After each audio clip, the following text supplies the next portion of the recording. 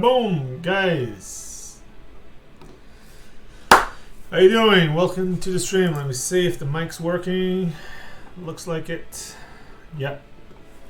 Okay, welcome to another weekly recap. This is the third weekly recap. We're on our third week of the group stage. Okay, so we're on the week 3 of the World Cup. We're about to go into week 4. I think that each time that I move a lot, the camera tries to zoom in properly, so I can't move too much. So yeah, we're on week 3. So what we're gonna do today is go over the week 2 recap. So last week we hadn't seen everything, the final results yet. We're gonna go over the current week 3 standings, what we have at the moment, although we know that there are some matches going on as we speak. And we're gonna take a quick look at the captain's choice for week 4. Afterwards, I'm gonna do a quick chat about the community event, because we have some things that we're discussing in the council about the prizes for the All-Star match. We already have some ideas cooking from last week's donations. Sup Flip Gia, sup Yoshi. So, and we're gonna be opening the donations that we have since last week. Last week we got a lot of donations, that was pretty cool. Let's see what we get this week. So, let's get started. Boom, where it is, there we go. So, week 2, we had a almost clean sweep from Venezuela over Spain, a 5-1 win. This was very surprising to me. I think that Spain is, and everyone pretty much thinks that Spain is one of the main candidates to win the World Cup. But again, Group A is clearly the death group for me, between Group A and Group C. But I think that Group A is clearly stronger. And we see here that Spain is having some difficulties with Venezuela. African nations 5-1 over South Korea. No surprises there. Netherlands and Canada. This for me was a little bit of a surprise. I think that Canada is a much stronger team, and they had proven this the previous week. I believe that they tied with it was African nations, I believe, first week 1. Let me see. Week 1, African nations 3-3 tie with Canada, exactly. So them tying to Netherlands, that was clearly an upset. So way to go, Netherlands. Now in Group B, another upset. I think that Peru and Colombia are considered the strongest teams in Group B, but UK here coming with a win 5-1. And Colombia tying with France. Colombia being considered the strongest team from Group B. So far they have 2 ties, so that's clearly an upset. And in my opinion, the dark horse of the tournament so far, Taiwan, I believe that they are leading Group B. At least I believe so. Let me take a quick look at the standings for Group B. Yeah, they're not leading. Yeah, they're tied with the UK. Again, UK also doing an upset in week 2, but at the moment, Taiwan and UK leading Group B, so that's very interesting to me. Group C, well, we can consider another upset. Belgium, one of the world champions from World Cup 3, losing to Argentina, but again, Argentina is no pushover, even though they lost to Portugal. But yeah, Argentina proving that they are strong. They're coming back from a loss against Portugal, and they're taking down the favorite from Group C. So 4-2 win. Portugal tying with Chile 3-3 after going down 2-0. We managed to come around, and if it wasn't for goddamn Jose losing to Sebat, in which was a very boring match. Stall against stall.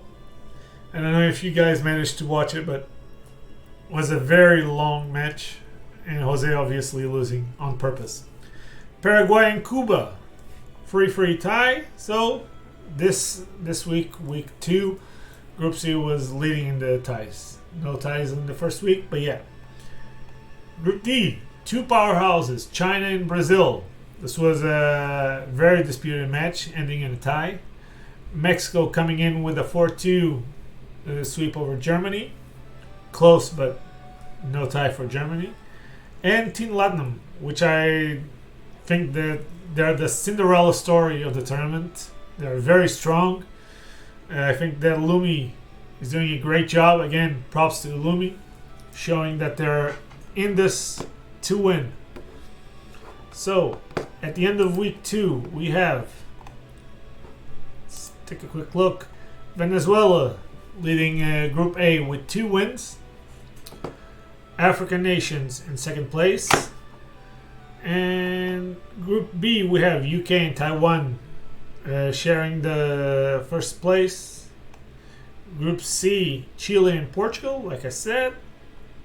And Group D, Team Latinum in first place, completely isolated from China and Brazil. Well, not completely. 4 points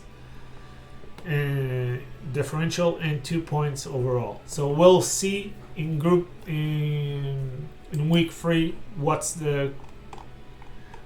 what. So let's take a quick look at what we have so far. Netherlands against Spain. Again, Spain as one of the main candidates. They're looking for a win this week.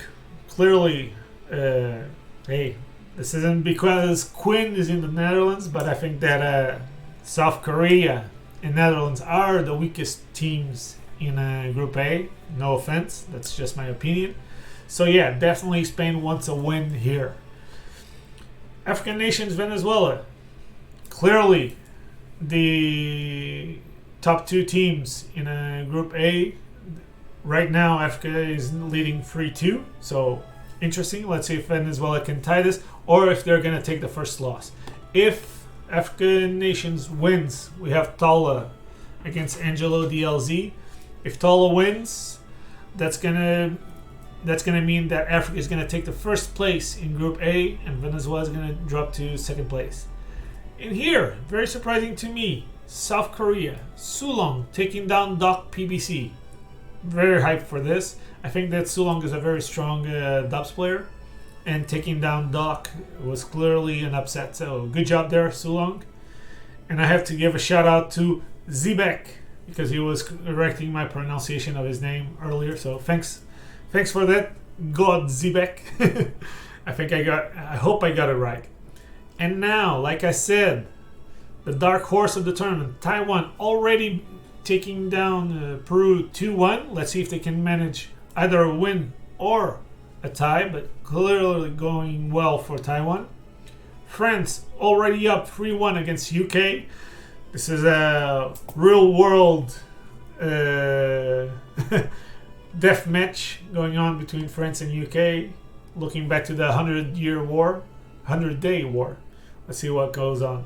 And Colombia, let's see if Colombia finally can get a win. They have 2 ties in the tournament so far. Let's see if they can finally take one over the USA. So far looking good. 2-1. Let's see what happens here. Belgium and Chile. Now, Group C. What I'm looking for. Belgium already up 1-0 against Chile.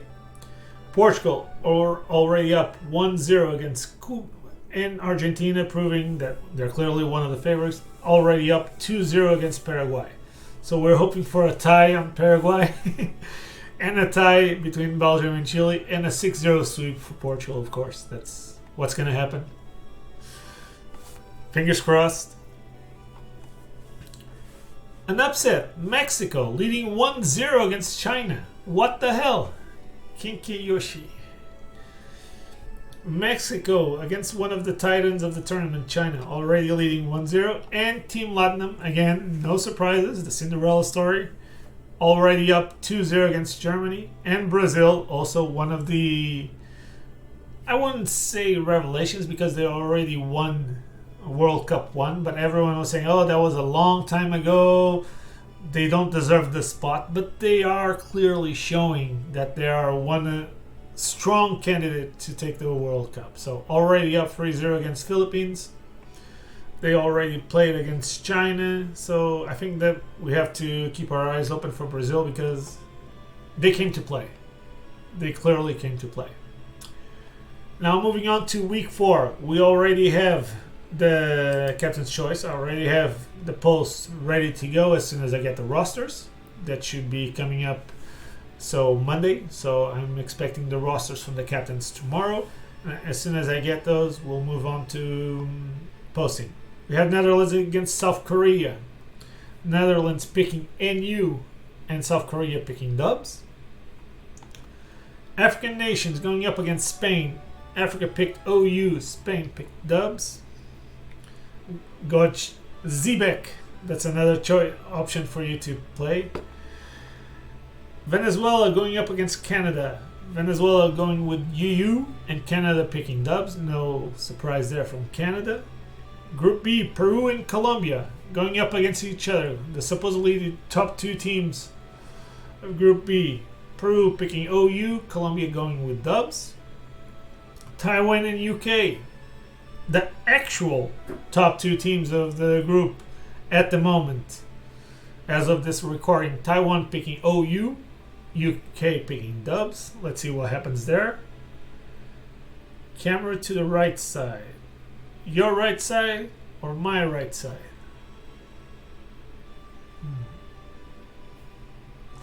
I better not touch with that. My tech support tells me that I shouldn't touch the camera. Sorry for that. USA and France. Let's see what happens here. No provisions for me, but there will be an LC match. Oh shit, I fucked up here. This is France. My bad, guys. My bad. Hold on. I fucked up. France picks UU. My bad. Fixed. So yeah, France picked UU, USA picked dubs. Group C, Argentina against Chile. This is obviously very important because we want them to tie. Fuck you, Fakurse. Because Argentina and Chile both with a win, so we hope that they tie so that Portugal can get ahead. Argentina picking dubs and Chile picking LC. I am in front. Oh, I see. The camera. Hold on. I see what you mean. But I'll just scroll them like this. I'll keep scrolling. But I see what you're saying. God, I suck at this. Boom. Fixed. Hold on.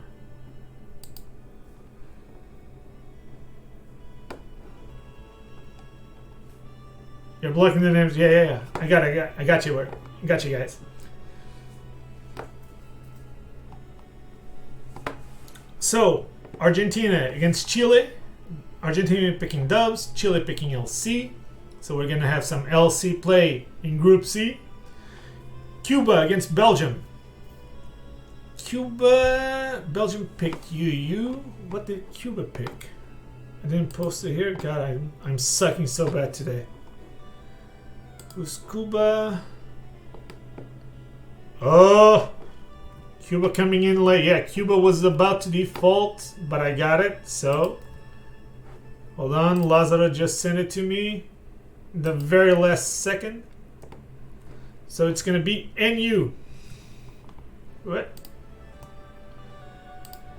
So, monks. You can see that Cuba picked NU, Belgium picked UU, and finally Paraguay against Portugal. It's messed up. 3 times OU. Again, this is what I say. When you have this sort of format, you can get like, we've had 3 times NU, we've had 3 times OU, we've had 3 times dubs. This can't happen. Interestingly enough, the only thing that we haven't had is 3 times UU. What's up with that, guys? You don't like UU underused? And in Group D, Brazil picking UU against Mexico dubs. Team Latin against China. This is clearly going to be the hype for Group D. Latin picked OU. China did not pick. We have not had any. Yeah. I think the UU has that problem, right? Walls. I think that's what happened between Jose and Sabat last week. 2 walls against wall. So China getting a default pick of OU. So we're gonna have 3 times OU between Team Latinum and China. And finally, Philippines picking OU, and Germany, no surprise there, picking NU. So, in case you guys haven't noticed, Germany always picks NU. So, that's what we're going to have next week, guys. I'll be posting this Monday as soon as I get the rosters from the captains. But we already know what we can expect. So, that's week 4 coming up. Now I'm gonna take a quick look at something very controversial. Everyone was a little bit, let's say, confused about what was going on. But let's see if we can get some clarifications on this. So the votes for week 1 star captain and players are already complete, and the forums, the posts were automatically locked, I believe. At least the poll was. Yeah, the poll is closed. So in week 1, we're gonna go over all of them, but then I'm gonna talk a little bit about what's going on. So in terms of the captains, Lumi clearly taking the lead with 21 votes. But what we have to look at right now, I'm gonna take a quick look here at the week 2 captain's vote. See? So, again, Lumi in the lead. So, what this means, at the end of the 5 weeks, what I'm going to do is I'm going to take the 28 votes from week 1 and I'm going to add them to the 33 votes from week 2 and so forth. So if Team Latinum wins all 5 weeks, then Lumi is going to be able to gather votes, and it doesn't matter how many votes he gets. At the moment, he's already clearly in the lead. So if there were no more votes, or unless everyone started voting for 2 other captains, Lumi is already going to be one of the captains selected for the all-star matches. Okay, so we're gonna pick 2 captains, the top 2 voted captains from the whole 5 weeks. So at the moment we have Lumi with 50 or 60 votes. We have Facurso with 11 votes from week 2, and who do we have with most votes on week 1? Monkey got 9 votes on week 1. And only 2 votes on week 2. So at the moment, we have Lumi and Facursa as the all-star captains for those matches. Okay? Oh, shit. I have to move the camera again, I think. Hold on. I'll move the camera again. No good place. Put the camera this time. Boom, let's drop it here.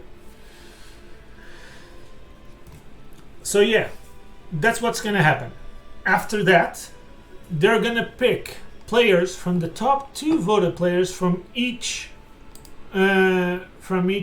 category. So in OU, from week 1 we have Lunark and Pablo Bacas leading, 14 votes for Pablo and 18 votes for Lunark, but that's week 1.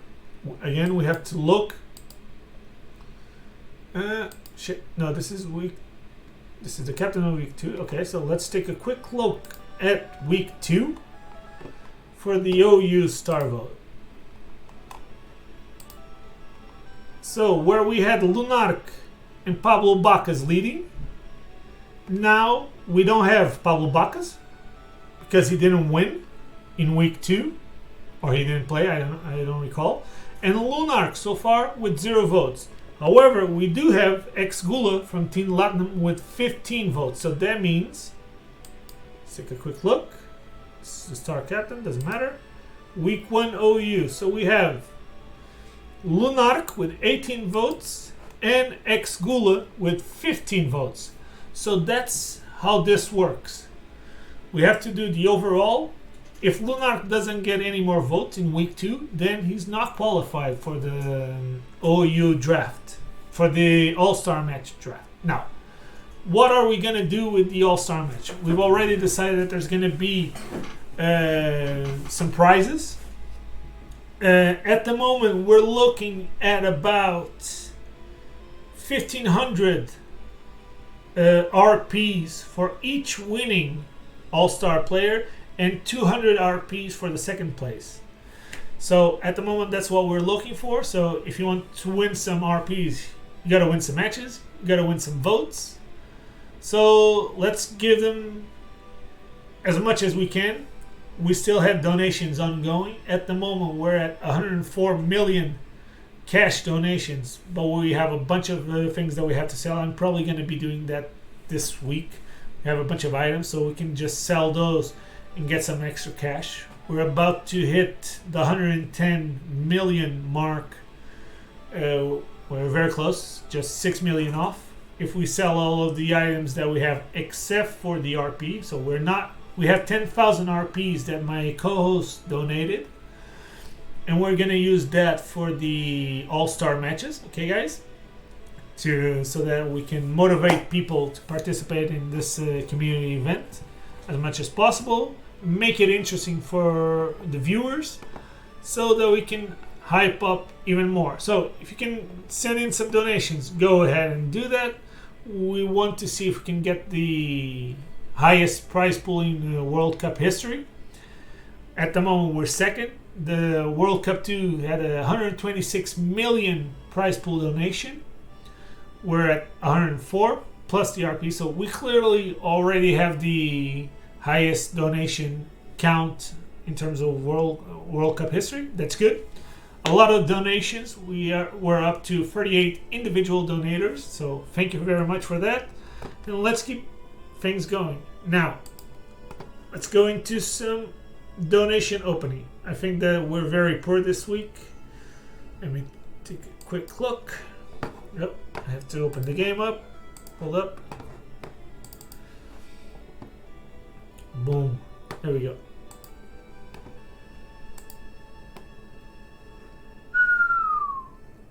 Is this working? No, not working.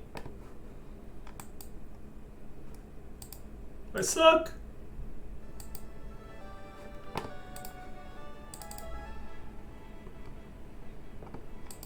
Tech support. Hold up, hold up.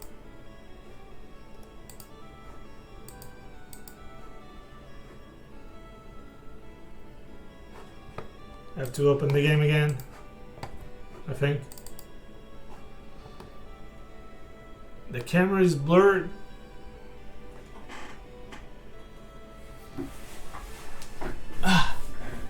If I move, the camera blurs. Oh, it started working again. Okay, so we're good. So let's see what we got. Yeah, we only have my weekly donation, so not much news here. We had a bunch of donations last week, so that was cool. My weekly 1 million donation. Boom. So that brings us up to 105 million.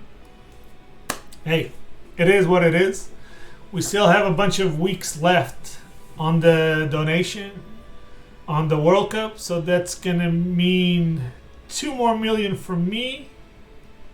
So that's gonna put us at 107 million just for me before the weekly event. So if you guys want to see the triple threat event with Berminator, Jose, and Deus Bruno facing off against community members in triple battle, rotation battle, and random battles, you gotta open the coins to that purse, send some donations in, and we'll get there. I think that we can get there easy.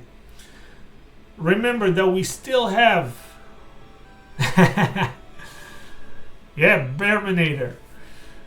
I was speaking to him today, and he said that he's been practicing random battles so that he's in shape. He's clearly not looking to lose on a live stream against a random community member. So if you want to face up against Bearman in random battles, you have to practice. So we just got a live donation. Let's see what we got. Money from Yoshin, sending in 1 million. Appreciate it, Yoshin. He's one of the World Cup and media partners from Brazil. He's been doing some commenting. So that put us up to 106 million. We're only 4 million away. Thank you, Yoshin. I know that you're around there somewhere. Clever. Someone in the chat saying that we won a final between Portugal and Brazil. So that would be cool. I'm not biased in any way. No. Where's my Portuguese scarf? And I have it here.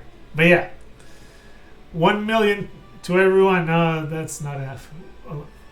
Think about it. We have 16 people on the stream.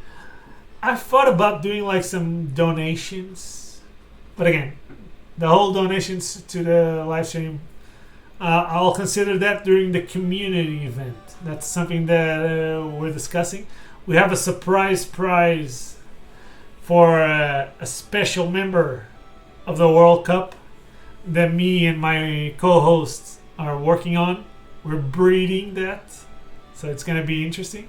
It's going to be fun, at least for us, the hosts.